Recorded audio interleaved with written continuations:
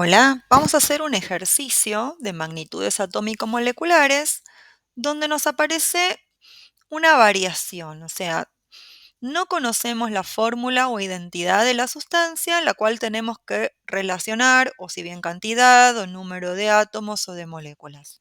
Es decir, aparece en la fórmula una incógnita. Con lo cual, lo que nosotros solemos hacer cuando trabajamos con magnitudes atómicos moleculares, que es partir de la masa molar, en este caso está imposibilitado. Bueno, porque desconocemos quién es X, el cual puede ser un elemento químico en este caso o incluso una atomicidad. ¿Cómo podemos, encarar esta problemática o esta situación problemática?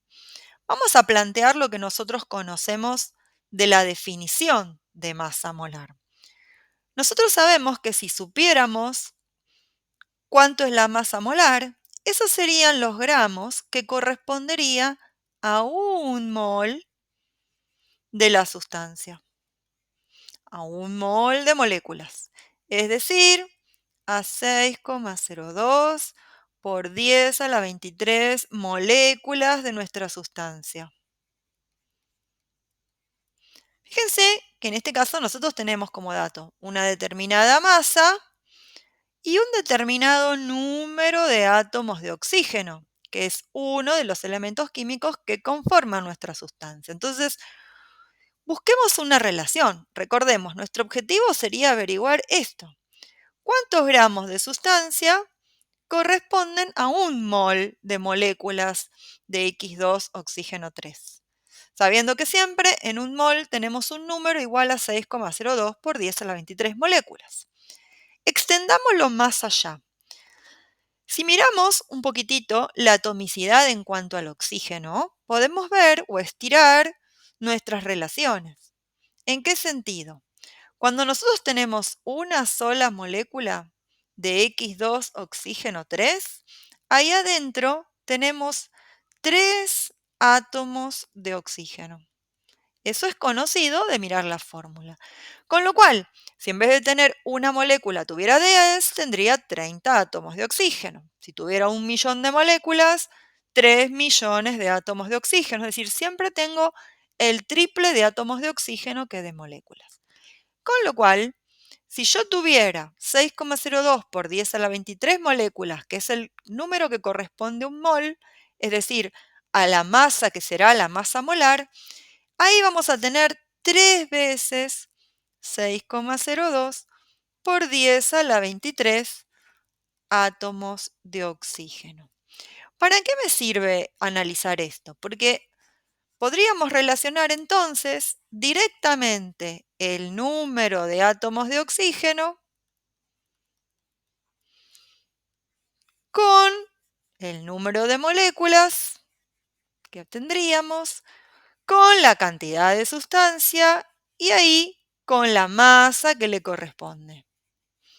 Esa masa ahora no será cualquier masa, es la masa molar. Fíjense, ya tenemos nuestra relación, así que en directo podríamos hacer esta proporción. Cada vez, o el dato que me dan es que cada vez que yo tengo para esta sustancia 5,40 por 10 a la 23 átomos de oxígeno, en ese caso tengo una masa de sustancia que corresponde a 32,9 gramos de sustancia.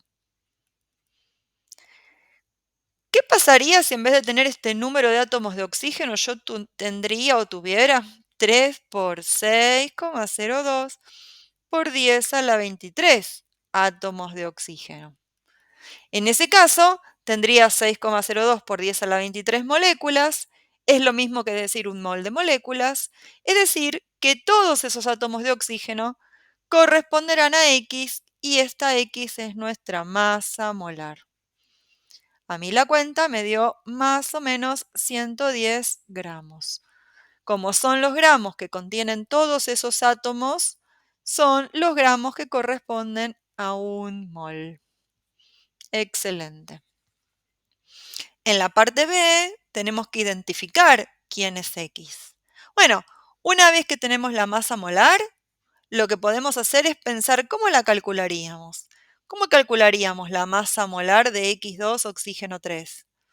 Tendríamos que sumar 2 veces la masa molar del elemento X más 3 veces la masa molar del elemento oxígeno, que es 16 gramos por mol.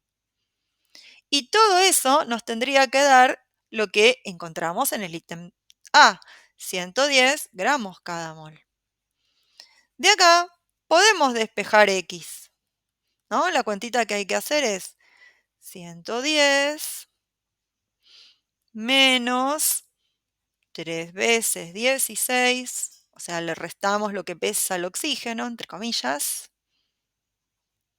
Vamos a poner las unidades.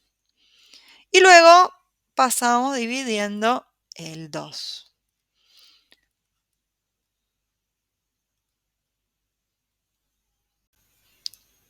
Con lo cual, cuando hacemos la cuenta, este valor de X nos termina dando 31 gramos por mol, que nos va a poder identificar a partir del rastreo en la tabla periódica por la masa atómica, 31 UMAS, al elemento fósforo.